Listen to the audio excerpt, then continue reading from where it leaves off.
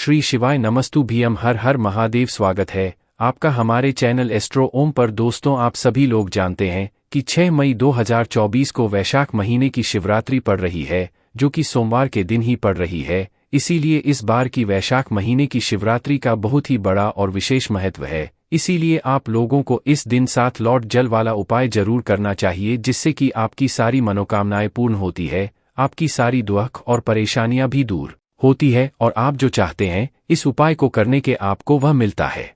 मनोकामना के लिए आपने सारे उपाय करके देख लिए हो, सारे व्रत भी करके देख लिए हो, पर जब भी आपकी वह मनोकामना पूर्ण ना हो रही हो, तो आप लोगों को यह वाला उपाय इस सोमवार के दिन जरूर कर लेना चाहिए, क्योंकि इस वाले उपाय को करने से आपकी जो भी मनोकामना होगी वह पूर्ण बहुत ही जल्दी पूरी हो जाएगी। तो चलिए दोस्तों, इस 7 लौटे जल वाले उपाय को हम समझते हैं कि आखिर इस उपाय को करना किसको है, किस समय करना है और कहाँ पर है। तो जैसा कि आप सभी लोग जानते ही हो कि हम अगर कोई भी उपाय बताते हैं तो उस उपाय को ज्यादातर जो करती है वह घर की माताएं बहन ही करती है, क्योंकि घर की माताएं बहनें घर की लक्ष्मी होती है और जब घर की लक्ष्मी कोई उपाय करती है तो उस उपाय का फल हमें बहुत ही जल्दी और बहुत बड़ा होकर मिलता है। तो इसीलिए इस उपाय को घर की बड़ी माता बहनों में से कोई भी एक माता बहन को करना चाहिए। अगर किसी कारणवश घर में माताएं बहनें स्थित ना हो तो फिर घर का कोई बड़ा व्यक्ति भी इस उपाय को कर सकता है, चाहे वह पुरुष ही क्यों ना हो। इसके बाद में दोस्तों अब बात करते हैं कि इस उपाय को हमें करना की समय है। तो देखिए, सीधी सी बात है, इस उपाय में 7 लोटा जल हमें शिव जी पर चढ़ाना है। तो जल शिव जी पर हमेशा सुबह के समय ही चढ़ाया जाता है, शाम के समय जल नहीं चढ़ाया जाता है। इसलिए आप लोगों को 7 लोटा जल वाले उपाय को सुबह के समय ही करना है, के समय नहीं करना। सुबह के समय कर रहे हैं तो आप लोग 10, 11 या 12 बजे से पहले इस उपाय को कर ले, और जितना सुबह आप इस उपाय को कर सकते हैं उतना ज्यादा अच्छा होगा। तो चलिए दोस्तों, अब हम समझते हैं कि 7 लोटा जल वाले उपाय को आखिर में करना कैसे है, इसकी विधि क्या है। तो देखिए, उपाय के नाम में ही आप लोगों को समझ आ रहा होगा कि इस उपाय में हमें 7 लोटा जल की आवश्यकता होगी। पर दोस्तों, ये जो 7 लोटा जल है ये हम लेंगे कहाँ से एक साथ? तो हम अपने हाथ में ये 7 लोटा जल लेकर नहीं जा सकते। तो दोस्तों, इसके लिए आप लोग अपने साथ में कोई ऐसा पात्र रखें इसके अंदर 7 लोटा जल बन जाए। कहने का मतलब है कि कोई एक बाल्टी रख ले, अच्छी वाली, शुद्ध वाली। उस बाल्टी के अंदर आप इतना जल भर ले कि वह आपका 7 लोटा जल हो जाए। उस बाल्टी के साथ में उस बाल्टी भर के मतलब उसे तैयार करके अपने साथ में लोटा भी आप लोग रख सकते हो। वह खाली लोटा आप चाहो तो भरकर भी रख सकते हो, मतलब 1 लोटा आप अपने साथ में लेकर जाओ। बाकी का 6 लोटा जो जल है वो आप अपनी बाल्टी में या किसी भी एक पात्र में तैयार करके लेकर जाओ, ताकि आप लोग अपना उपाय पूरा कर सको। ठीक है, देखो ये 7 लोटा जल तो आप लोग तैयार कर लोगे, पर इसके साथ में आपको रखनी है एक बेलपत्री भी। अब ऐसा प्रश्न मत करना कि भाई ये बेलपत्र ना मिले तो हम क्या करें। देखो, आपको अपने ही तरफ इस बेलपत्र को लेकर जाना पड़ेगा। अगर आप लोग इस वाले उपाय को कर रहे हो तो क्या करना है, इस उपाय में हमें सिर्फ 2 चीज़ों की ये आवश्यकता होगी। सबसे पहली चीज़ 7 लोटा जल, जो कि हमने आपको बता ही दिया है कैसे आपको अपने साथ में रखना है। इसके साथ में दूसरी चीज़ है, वह है दोस्तों एक बेल या पत्री। इन दोनों चीज़ों को अपने साथ में रखकर आप लोग पहुंच जाओ, शुद्ध होकर स्नान करके शुद्ध वस्त्र पहनकर अपने घर के पास जो शिव मंदिर हो, शिवालय हो, वहां पर आप लोग पहुंच जाना। और पहुंचने से ही उपाय मत करने लग जाना, पहले जाकर भगवान के दर्शन करना, भगवान से आशीर्वाद प्राप्त करना, भगवान को धोख देना।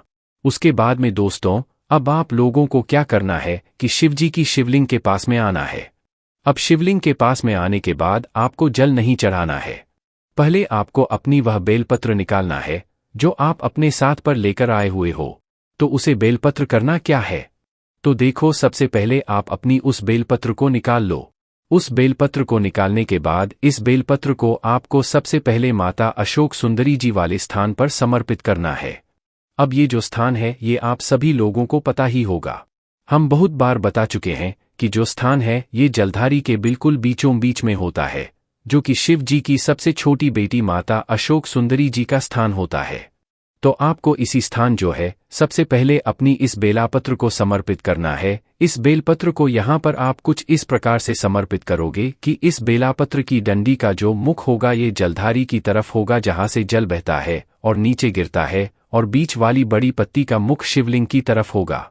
इस तरीके से आपको इस बेलपत्र को माता अशोक सुंदरी वाले स्थान पर समर्पित कर देना है। और कितनी देर समर्पित रहने देना है, क्योंकि इस बेलपत्र को आपको वापस से उठाना भी तो आपको 5 सेकंड तक जो है इस बेलपत्र को माता अशोक सुंदरी जी वाले स्थान पर समर्पित रहने देना है। उसके बाद में दोस्तों आपको इसी बेलपत्र को वापस से उठाना है। ठीक है, वापस से इस बेलपत्र को उठाने के बाद आपको क्या करना है, इस बेलपत्र को सीधा भगवान शिव जी की शिवलिंग के ऊपर आपको समर्पित कर देना है। पर जिस तरीके से अपने माता अशोक सुंदरी वाले स्थान पर इस बेलपत्र को तरीके से समर्पित किया, उसी तरह से आप लोगों को इस बेलपत्र को आप शिवलिंग के ऊपर भी कुछ अलग तरीके से समर्पित करना है। जब आप इस बेलपत्र को शिवलिंग के ऊपर समर्पित करेंगे तो इस बात का आपको ध्यान रखना है कि इस बेलपत्र की डंडी का मुख आपकी विपरीत दिशा में होना चाहिए। मतलब आप जिस तरफ से बैठकर इस बेलपत्र को शिवलिंग के ऊपर चढ़ा रहे हो, आपके सामने वाली दिशा की तरफ ही इस बेलपत्र की डंडी का मुख होना चाहिए। मतलब इस बेलपत्र की बीच की बड़ी पत्ती का मुख आपकी तरफ होना चाहिए। इस प्रकार से आपको इस बेलपत्र को शिवलिंग के ऊपर चढ़ाना है। यह जो बेलपत्र है यह एक ही बेलपत्र है, 2 बेलपत्र नहीं लानी है। आपको इसी बेलपत्र को आपको पहले माता अशोक सुंदरी जी वाले स्थान पर चढ़ाना है, फिर इसी बेलपत्र को वहां से उठाकर आपको शिवजी की शिवलिंग के ऊपर चढ़ाना है। शिवलिंग के ऊपर जैसे ही आप लोग इस बेलपत्र को चढ़ाते हो तो आप लोग अपना लोटा जल निकाल लो। मतलब जो भी पात्र में आप लोग अपना 7 लोटा जल लेकर आए हुए हो उसे अपने पास में रख लो। ठीक है, सबसे पहले आप लोग अपना पहला लोटा जल भरो, और अगर पहले से ही भरकर लाए हुए हो तो इसे 1 लोटे जल को आप लोग शिवलिंग के ऊपर समर्पित करो। कहाँ पर करोगे, जो बेलपत्र अपने चढ़ाई हुई है इसे चढ़े रहने दो। इसी बेलपत्र के ऊपर शिवलिंग के ऊपर आपको एक धारा से धीरे धीरे करके जो है 1 लोटा जल पहले समर्पित करना है। अब ऐसा मत करना कि 7 लोटा जल है तो आप जल्दबाजी में जल्दी समर्पित कर दो। 7 लोटा जल भले ही है, पर इस 7 लोटा जल को आपको एक धारा से धीरे धीरे करके ही समर्पित करना है। तो अपना पहला लोटा जल भर ले और उसे शिवलिंग के ऊपर इसी बेलपत्र के ऊपर एक धारा से धीरे धीरे करके समर्पित कर देना, और भगवान शिव जी के नाम का जाप भी करते रहना। साथ में इसके दोस्तों दूसरा लोटा जल भर, फिर तीसरा लोटा जल भरो, फिर चौथा, फिर 5वां, फिर 6वां और फिर 60वां लोटा जल है ना। इस तरीके से आपको ये 7 लोटा जल अपनी ही बाल्टी में से भर भर के शिवजी की शिवलिंग के ऊपर इसी बेलपत्र के ऊपर एक धारा से धीरे धीरे करके आपको समर्पित करते जाना है। ठीक है, जैसी आपका 7 लोटा जल चढ़ जाए उसके बाद में आपको शिवलिंग के पास में बैठना है। 2 मिनट बैठो, 5 मिनट बैठो, उसके बाद में भगवान के नाम का जाप करना है। आपकी जो भी मनोकामना हो उस मनोकामना के लिए आपको भगवान से प्रार्थना करना है, विनती करना है। अपनी मनोकामना जरूर बोलना अपने 7 लोटा जल को चढ़ाने के बाद, है ना। अब दोस्तों जो अगली बात आती है, क्या यह उपाय यहां पर पूरा हो गया? नहीं, अभी उपाय पूरा नहीं हुआ है। 7 लोटा जल चढ़ाने के बाद, भगवान से अपनी मनोकामना बोलने के बाद, विनती करने के बाद आपको है इस बेलपत्र को शिवलिंग के ऊपर से उठा लेना है।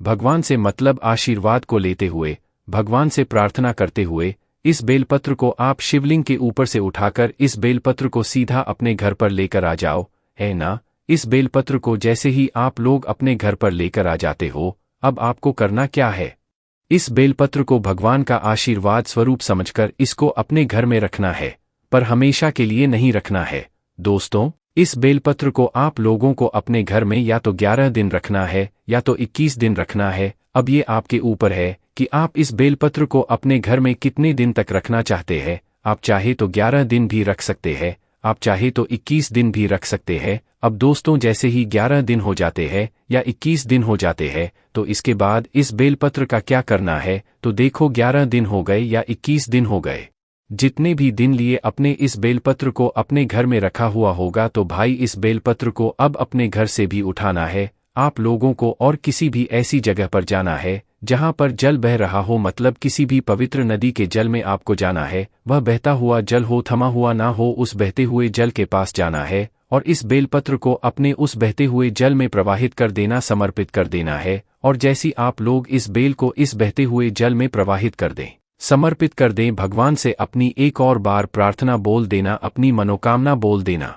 वैसे दोस्तों आपकी मनोकामना उस दिन से ही होना शुरू हो जाएगी जिस दिन से अपने इस उपाय को किया होगा, और जिस दिन आप इस बेलपत्र को मतलब बहते हुए जल में प्रवाहित करेंगे उसी दिन तक हो सकता है आपकी मनोकामना भी पूर्ण हो जाए, पर थोड़ा बहुत देर भी हो सकती है। पर उपाय को पूरे मन और पूरे विश्वास से कीजिएगा, आपकी जो भी मनोकामना होगी वह पूर्ण जरूर होगी। दोस्तों, यहाँ पर यह वाला उपाय पूरा हो जाता है। बाकी दोस्तों, इस उपाय करने में अगर आपको कोई भी दिक्कत समस्या आती है तो कमेंट करके पूछ सकते हैं। श्री शिवाय नमस्तु। भीम हर हर महादेव।